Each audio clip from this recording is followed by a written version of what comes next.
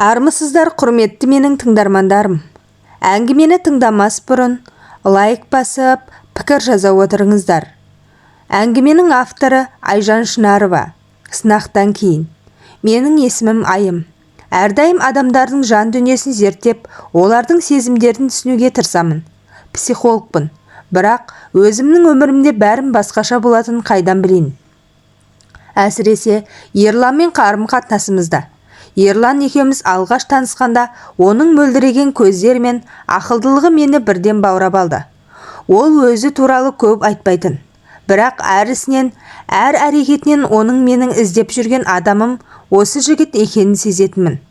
Біз екеумізді бір-бірімізге деген үлкен сезімдер қауыштырды. Көп ұзамай маған ұсыныс жасап үйлендік. Бірге өткізген алғашқы жылдарымыз керемет болды. Бір-бірімізге арман мақсаттарымызды айтып, қолдау көрсететінбіз. Ол мені барынша бақытты қылуға тырысатын. Мен оның әрбір жетістігіне қуанып, шабыттандыратынмын. Ерланмен бірге өзімді қауіпсіз сезіндім. Бірақ бәрі кенеттен өзгерді. Бір күні оның жұмысы жайында көп уайымдайтынын байқадым. Қоңыраулары көбейді. Жұмыстан кеш қайтатын болды. Алғашында бұл тек жұмысының көптігі деп жүре бердім. Бірақ ішкі түйсігім маған басқаша сыбырлап тұрды. Ерлан, бәрі дұрыс па? Деген сұрағыма, иә, бәрі жақсы. Тек жұмыста сәл қиындықтар бар, деді ол күлімсіреп. Күдігіме қарамастан сенгім келді. Бірақ кейін оның телефонына келетін хабарламалар жиілей бастады. Бірде оның телефон экранынан Лаура есімді әріптесінің атын көріп қалдым. Жүрегім зу ете түсті. Неге екенін білмеймін, қызғанғандай күй кештім. Өзіммен өзім ішкі түйсігіммен алысып, болмаған соң бір кеште бар күшімді жинап, Ерланға, Ерлан, маған шындықты айт, Лаура кім? Неге оның есімін жиі естимін деп ашық сұрадым. Ол үнсіз қалды.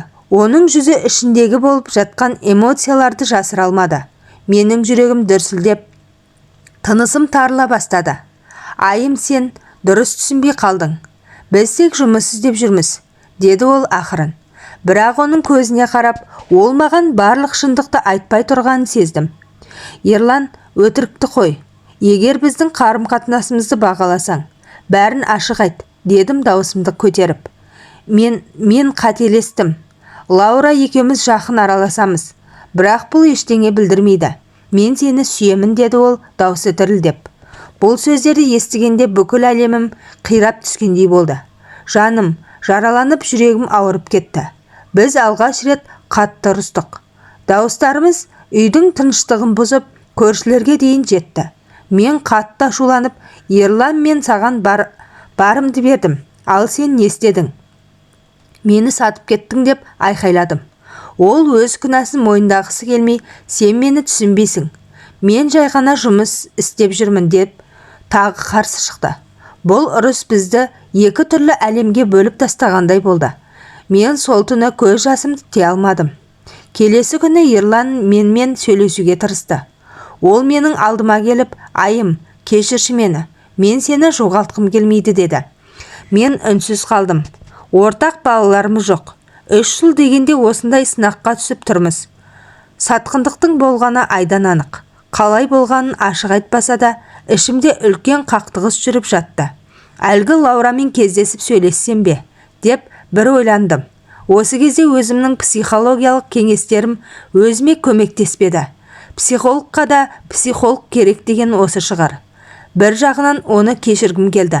Екінші жағынан оның сатқындығын ұмыта алмадым. Бір апта үнсіздіктен кейін, Ерлан, мен сенің шын өзгергенің келетініне сенгім келеді. Бірақ бұл сенімге уақыт керек, дедім ақырында. Кейінгі айларда Ерлан шын мәнде өзгеруге тырысты. Ол менің жанымда болу үшін бәрін жасады. Бірақ менің жарам әлі де жазыла қойған жоқ еді. Бір күні маған романтикалық кешкі ас ұйымдастырды. Ол менің қолымды ұстап, Айым, мен шын жүректен кешірім сұраймын. Менің әрекеттерім сенің жүрегіңді жаралағанын білемін. Бірақ мен сенімен бірге болғым келеді, деді. Мен оның көзіне қарап, оның шын айтып тұрғанын сездім. Бірақ сенімге уақыт керек екенін түсіндім. Ерлан, мен сені кешіруге тырысамын. Бірақ біздің қарым-қатынасымызды қайта құруға екеуміз де күш салуымыз керек деп қысқа қайырдым. Біз бір-бірімізбен ашық сөйлесуді, сезімдерімізді жасырмауды үйрендік. Ерлан менің жүрегімді қайтадан жаулап алуға тырысты. Мен өз кәсібіме көбірек көңіл бөліп, өзіме деген сенімділігімді қайта қалыптастырдым. Себебі қандай жағдай болса басыма келсе де психологпен шығып кетемін деген сенімді отбасымда болған оқиға теріске шығарды. Уақыт өте келе біз бір-бірімізді қайтадан түсініп, сүйіспеншілікке оралдық. Сатқындықтың көлеңкесі біздің өмірімізде қалса да, оны жеңе білдік. Бұл жол біз үшін оңай болмады. Бірақ біз бірге қалуға шешім қабылдадық.